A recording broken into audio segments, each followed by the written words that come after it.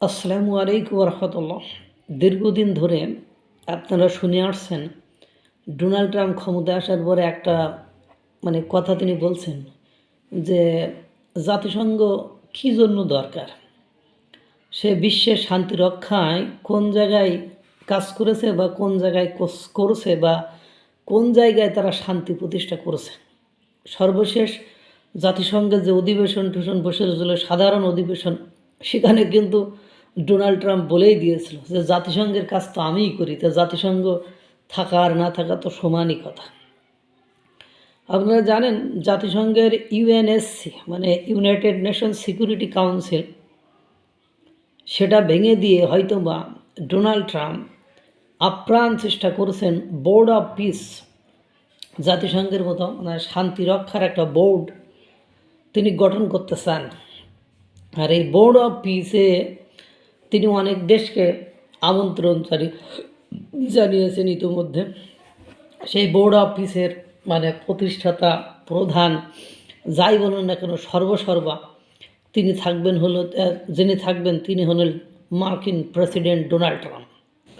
এবং এখানে শুধু ওটা বলেই ক্ষান্ত নন, তিনি ইতিমধ্যে এই বোর্ড অফ পিসের মেম্বার হওয়ার জন্য অনেককে চিঠি পাঠিয়েছেন। কিন্তু যাদেরকে পাঠিয়েছেন তাদের মধ্যে আছে ভারত, রাশিয়া, তারপরে পাকিস্তানও আছে। এমন ঘটনা হয়েছে ভারত এখনও কোনো সম্মতি দেয়নি, কারণ এই বোর্ড অফ পিসের মেম্বার হতে গেলে আপনার 1,00,000 মার্কিন ডলার এক বিলিয়ন মার্কিন ডলার আপনাকে পে করতে হবে। এখন ভারত এখনও কি করবে এখনও সিদ্ধান্ত নেই নাই। ডোনাল্ড যেভাবে খেপাটে, তাতে করে কি যে কখন কি করে তা কে জানে। এখন এখানে আবার দেখেন রাশিয়ারে আমন্ত্রণ জানাইছে, আপনার পাকিস্তানকে আমন্ত্রণ জানাইছে, কিন্তু চীনকে আমন্ত্রণ জানায়নি। আবার এদিকে ইউরোপীয় ইউনিয়নের যে দেশগুলো তাদেরকে কিন্তু আমন্ত্রণ জানায়নি। এই খেপাটে লোকের সাথে যাওয়াটা ডোনাল্ড ট্রাম্পের কাছে কেমন যেন অস্বস্তিকর লাগছে। কারণ ইতিমধ্যে আপনারা দেখেছেন যে ইউরোপীয় ইউনিয়নের সাথে বাণিজ্য চুক্তি সই করতে যাচ্ছে ভারত। এখন ইউরোপীয় ইউনিয়ন এবং ইতিমধ্যে চীনের সাথে ভারতের সম্পর্ক সেই লেভেলের। আবার ভাবছে যে এই যে জনগণের ট্যাক্সের টাকা, এই টাকা এই খেপাটে ডোনাল্ড ট্রাম্পের কথা শুনে ওই সেক্টরের দাম দেব, পরে কি করবে না করবে, কোন খাতে খরচ করবে না করবে, ওর তো কোনো বিশ্বাস নেই। এইভাবে আবার ওরা যেতেও চাচ্ছে না।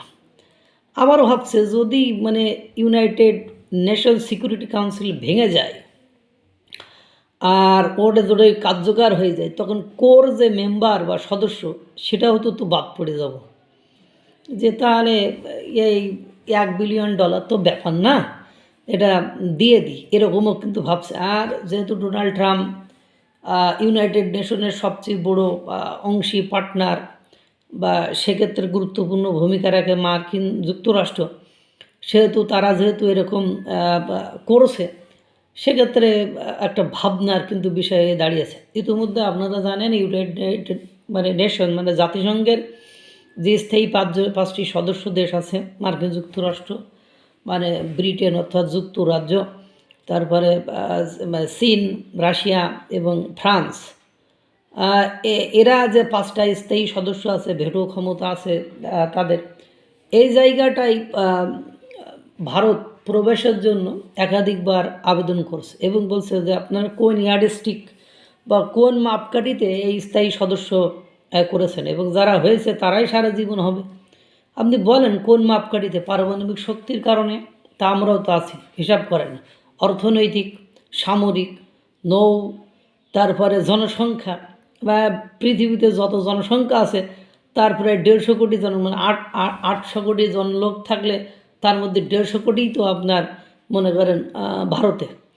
তাহলে কোন ইয়ার্ডস্টিক, কোন মাপজোক অনুযায়ী, কোন ক্রাইটেরিয়া অনুযায়ী এখানে স্থায়ী সদস্য হবে? আর কেন বাড়বে না? তাহলে কি আমরা সারা জীবনই এরকম দিয়ে যাব? আমাদের টাকা, আমাদের সব কিছু, আমাদের কেন সেখানে স্থায়ী সদস্য করা হবে না? এটা নিয়ে অনেক দিন টানাপোড়েন চলছে। এখন যখন বোর্ড অফ পিসের করার আহ্বান জানিয়েছে, ইতিমধ্যে হাঙ্গেরি রাজি, আর পাকিস্তান সহ কিছু দেশ তো এমনিতেই রাজি হয়ে যাবে। তাদের রাজি হওয়া ছাড়া বিকল্প হয়ে নাই, কারণ ডোনাল্ড ট্রাম্পের নীতি নির্ধারণের বাইরে বা ডোনাল্ড ট্রাম্পের সিদ্ধান্তের বাইরে কথা বলে এরকম সক্ষমতার অভাব এখন অনেক রাষ্ট্রেরই রয়েছে। তো এই যে একটা মানে সমস্যা, অবশ্য ভারত এখনও ডিলেমায় রয়েছে, এখনও রাজি হয়ে নাই, হয়তো বা রাজি হয়ে যাবে শেষ পর্যন্ত।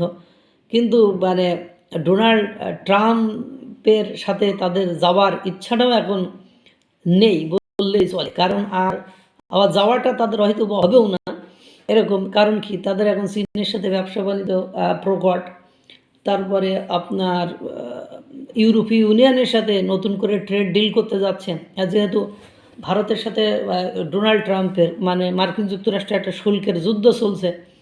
সুতরাং মানে কাছে টেনেও হয়তো বা ভারতকে মার্কিন যুক্তরাষ্ট্র বোর্ড অফ পিসে পাবে বলে আমার মনে হয় না, যেভাবে ক্রিটিক্যাল সিচুয়েশন মানে চারিদিকে বিরাজ করছে। আল্লাহ তাআলা সকলকে ভালো রাখুক, সুস্থ রাখুক। আসসালামু আলাইকুম ওয়া রাহমাতুল্লাহ।